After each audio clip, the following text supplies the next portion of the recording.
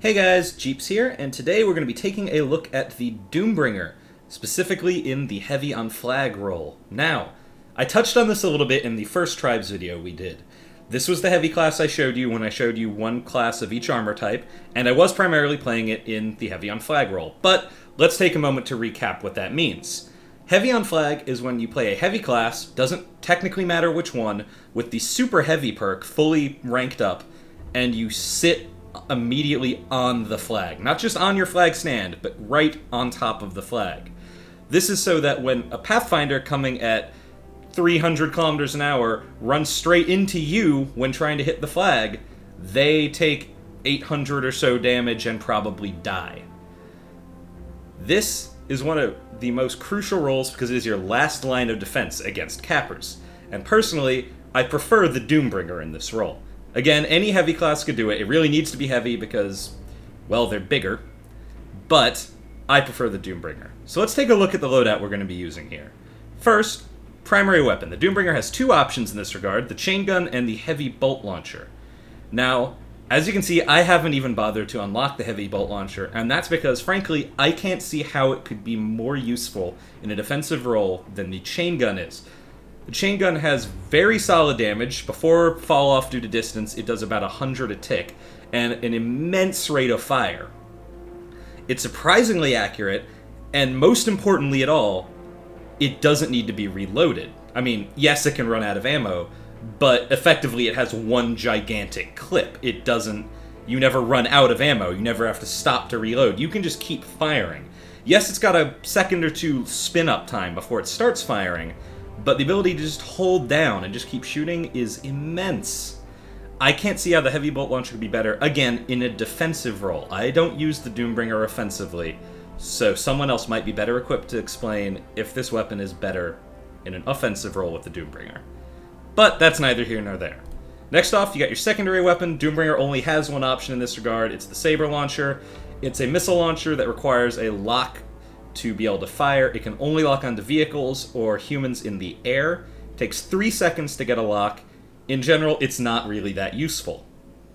It's good for taking out the occasional Shrike or a Beowulf or something that gets too close, but you're not very rarely going to get a lock on a human player. However, you can use its lock-on ability to kind of spot things in the distance that you are outside of your sensor range and you can't quite tell if they're a player or not beforehand. So it's useful for that. Don't expect to get a lot of kills with it, though.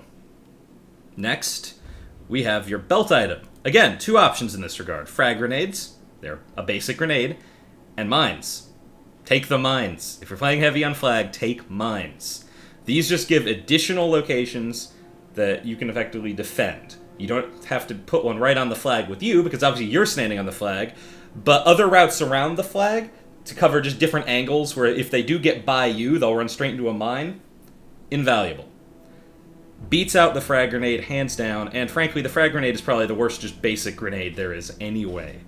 So definitely take mines. As you can see, I haven't actually gotten the last upgrade on here, because since armored, in where it says armored down there, it means vehicles and base assets and things like that, not players. I see it as being pretty rare that you're going to be getting a chance to drop a mine on a generator, or in front of a Beowulf, or, well, you get the idea. So you can probably save that last little bit of experience. Plus one ammo, definitely worth it, and radius, I mean, who doesn't love bigger explosions? Next, we have your pack. There's again only one option here. It's the force field, but it's important to explain what the force field is. This is a screen you can put down that blocks all incoming fire. It does have limited health, however, but technicians and anyone with a repair gun can repair it. But more importantly, it does damage to opponents that move through it, much like the super heavy perk does. So if Pathfinder goes through this at 300 kilometers an hour, they're toast. Just like if they ran into you. The downside of the force field is they are reliant on your generator still being intact. If your generator goes down, your force fields go down. They're not destroyed, but the actual field goes away until the generator's brought back up. So keeping your generator up is really important for keeping these force fields in play. If you have it upgraded to just rank 2 at least, you can deploy 2 of them. However, you do only start with 1. So to get that second one, you're going to have to run to an inventory station or die. Preferably running to an inventory station. Let's see, you've got your armor upgrade. you want to get these. There's only one option here, and everything's a straight-up upgrade. More health, more energy, all that good stuff. Now, primary perk. This one you've got some flexibility on. I'm personally running with safety third because I like the extra grenade ammo, the extra radius, and at final rank you can deploy one more mine, giving you 4 down at a time instead of 3. Again, really good. But this one, pick whatever you like. If you've got a perk you really like using in the primary perk slot, go for it. Safety third isn't required by any means, it's just what I prefer. Secondary perk, super heavy. Has to be super heavy. Skin, obviously this is aesthetic. They don't have any skin options yet, but while we're here, this is the Diamond Sword Doombringer, and for the Blood Eagle skin, there's the Blood Eagle Doombringer. I usually shoot at these, and shoot with these. I prefer Diamond Sword. Have you figured that out yet? Anyways, so that is what we'll be running with on the Doombringer. So before we load into a game, I'm just going to do a quick rundown in training mode to show you some vague ideas of how to place your mines and force fields and stuff so that you don't group all of your defenses in the same place, because that's a common mistake that I know I made until corrected on it, and it is a very important thing to learn about playing heavy on flag. So let's jump in real quick. The first map we're going to take a look at is Crossfire, and that is because, frankly, Crossfire is one of the biggest pain-in-the-ass maps to play heavy on flag on, because you will get bombarded by juggernauts constantly. The flag is very exposed on the side here. There are multiple ways that they can come at it, and it is generally a pain. So, my general preference is, first of all, start off by putting mines on each corner. Now, you might be wondering why I'm putting them so very far apart like this. Well, normally, if all your mines are right clustered up, if one of them goes off, they're going to destroy all the other mines, and it's only going to do the damage of that one mine. Putting them this far apart, that's not going to be a problem. Plus, you'll get a lot of would-be cappers just barely missing the flag or going for the flag with the reach perk, skimming across this line here. That way, they're going to hit 2 different mines, and that will probably be enough, even if you don't manage to get any chain gun shots on them. And if, due to the reach perk, they are able just to skirt right by you, or they manage to dislodge you from the flag. Next, I personally recommend putting your force field back inside here. The other place cappers are going to be coming from is just straight on. While I don't generally view this as being quite as effective, because if you're not being constantly bombarded, they're going to run straight into your delicious chain gun teeth. If they do manage to get past you, they're going to slam straight into this, and that is it. Now, you'll either have 1 or 2 mines remaining to lay down, depending on if you have safety third leveled up all the way or not. However, you only have 1 mine total remaining at this point, so it's pretty relevant. I usually would say maybe stick it somewhere back in here. It could surprise a raider coming into attack. If they do survive the force field, it's 1 lot more thing to run over. And, well, anything you can do to stop those cappers is for the better. Second map I want to show you is Arx Novena. Now, Arx Novena, you are much, much safer from Juggernaut shelling than you were on Crossfire. Pretty much it's just going to be happening from Juggernauts that get around back in this area, or ones shooting from over on these hills over here, or the bridge. And they're a lot more visible and easier for your other defenders to pick off. So, where should you put your defenses here? Now first, I like to put a force field at the back. Now putting it at the back really serves the same purpose as putting it at the front, except in my experience you're going to get more direct attacks coming from the front. Therefore, putting your force field at the back, while it means it's not defending you so much, that's kind of its secondary point anyway. Since it's not defending you directly from fire, it's also not getting shot. That means it's going to last longer. It serves the same purpose either way. You're going to get someone running straight through it. That's what the hope is, at least. Now, mines. To make up for not having that force field, if you got the spare mine, I like to throw one at the front. Same purpose as the force field, it's just one more thing to do damage. However, these hallways are where the real fun can come in with mines.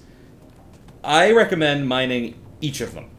This will occasionally catch off cappers. I've seen plenty of cappers have routes that involve going through these hallways, and honestly, they tend to be the more successful routes that I've run into from a defensive position. So mining these hallways up, definitely worthwhile. But, even more importantly, is if you can get your second force field. So if you can make your way to an inventory station, or if you die and respawn, put a force field in one of these two hallways. I generally recommend this hallway, just because most of the capture routes I've seen, again, this is anecdotal evidence, I know, involve coming from this side, going out that side. That way, they won't see it until it's a bit too late to get out of the way. This side, they might be able to pull up at the last second and just abort and not die. So, get those covered, you'll probably have a good day. Stand on the flag, and if it does get captured, there's a lot of nice high places to do some shooting from. Really fun map for heavy on flag. Now we're going to take a look at Sunstar. Sunstar is an interesting one because of this shield you see around me. This relies on the generator being up. If generator goes down, this goes away. However, unlike the Doombringer shield, this is actually a solid wall. What this means is there is only one way through here while your generator's up to grab the flag. This makes funneling them really nice. Personally, I prefer putting a force field on this side. I've more often seen cappers coming from the more hilly side and going around. Presumably this is mirrored if you're playing Blood Eagle. The maps are generally about symmetrical. So, put your shield down here, mine up either side. This is for similar reason to Crossfire. It helps deal with anyone trying to go around for the Reach perk. Admittedly, this is a little far out for someone going to Reach, but you want it far away from your other mine. Or just, more likely, people kind of aborting at the last second, avoiding your chain gun, realizing there's no way they're going to be able to make a flag grab through here. They run into this, they're still dead. Then, lastly, might as well toss your third mine down at the other end, whichever end you don't have the force field on. You could put one near your force field too if you have the spare mine. And there you go. That's a pretty impenetrable defense. And because of the shield, you are very resilient to shelling from anywhere but these two sides. Downside of the shield is if someone does start getting MIRVs and fusion mortars launched in here, you can't escape very easily. But as long as the shield's still up, this is a playground for heavy on flag. Speaking of playgrounds, last map we're going to take a look at is Temple Ruins. Now, this is a field day for heavy on flag. As a result, you will often see a lot of Doombringers on this map. Now, if you're wondering why, it's because of this nice elevated position you end up in. Shelling this area is really hard. Plus, you have a roof and all these little pillars in the way. It is really, really safe in here. Honestly, more so even than Sunstar. You're not going to get caught and unable to escape from MIRV if you are anywhere in here. It is a little bit open, so you have some room to play around with where to put your defenses down. Personally, I always stick my force field back here, and then I just kind of scatter mines around. Put one kind of in front of the route, one back around here. You'll get a lot of people kind of trying to skirt through here. And really, it's kind of up to you. Maybe put one next to your force field. The downside is, like I said, it's a very open area, but it's so defensible. It's very hard. These pillars make it very hard to maneuver. You really have the run of the place as a Doombringer on this map, defending this flag. It's great, and it will get very crowded, because a lot of people realize it's great fun to play a Doombringer here. Now you'll notice I didn't actually cover every map there. I didn't look at Katabatic, that's the snow map. I didn't look at Drydock, that is the one that's similar to Crossfire. There's still ships around, except they're all landed. And I didn't look at Raindance. Katabatic and Drydock, the main reasons I didn't look at them is that both of them, the flag stand is in a very, very exposed area. Katabatic, it's a raised up little pillar. Drydock is just a big open area. I didn't look at them because, frankly, they're very open. You really just need to rely on your wits. There isn't a good set place, especially on Drydock, to put down defenses. Just think about what I've said, think about your positioning, and keep your eyes open. That's really what you have to rely on. The reason I didn't look at Raindance is, honestly, it's a brand new map. I don't have enough experience on it. I've only played on it maybe once or twice. I haven't really worked out what to do yet. It's a cool map. We might come back to it later. We'll do a little small bonus vid talking about Raindance so I have some more experience. But that's for later. So now, let's just take a quick look at how this actually works in-game. So, I've played a few games as Heavy on Flag Doombringer. Got some recorded. Let's see what I did wrong. Let's see what I did right. Let's see how I get killed a lot. Alright, so here we are in Katabatic, which is nice, because I didn't get to show you this map. And we're placing our defenses down, we're putting some mines down. I'm going to show you something you absolutely should not do. So, got some defenses ready, and in a moment, we're going to see a capper coming in. There he is, see him? So he misses the flag, and we turn to start trying to kill him, letting someone else run right in and actually grab the flag. Do not do this.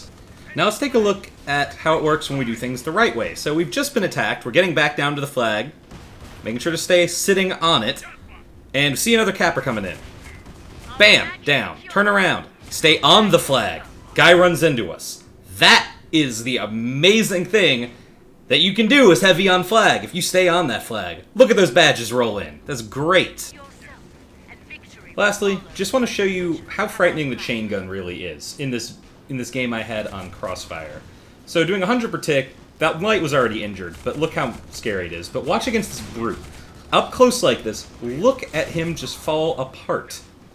Yeah, we took a lot of damage, but hey, we can just run to our inventory station, we're good. You're going to do a lot of this when you're just in the base defending when, you know, our flag's already gone or what have you.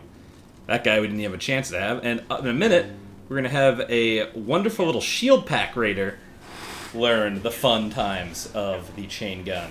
Now, the shield pack's a bit frightening because it redirects damage to energy, but up close like this, right in front of him like that, he really shouldn't be sticking us with those explosives. Yeah, he took us down, but he took him down, and hey, good enough.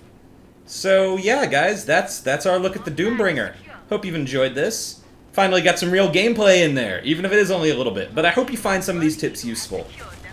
Heavy on flag's a really important role. You are the last line of defense in this game, and the Doombringer is an incredibly fun class to play with. So, hope you liked it. Like, subscribe, thumbs up, all that good stuff. I've been Jeeps, and I will talk to you guys later.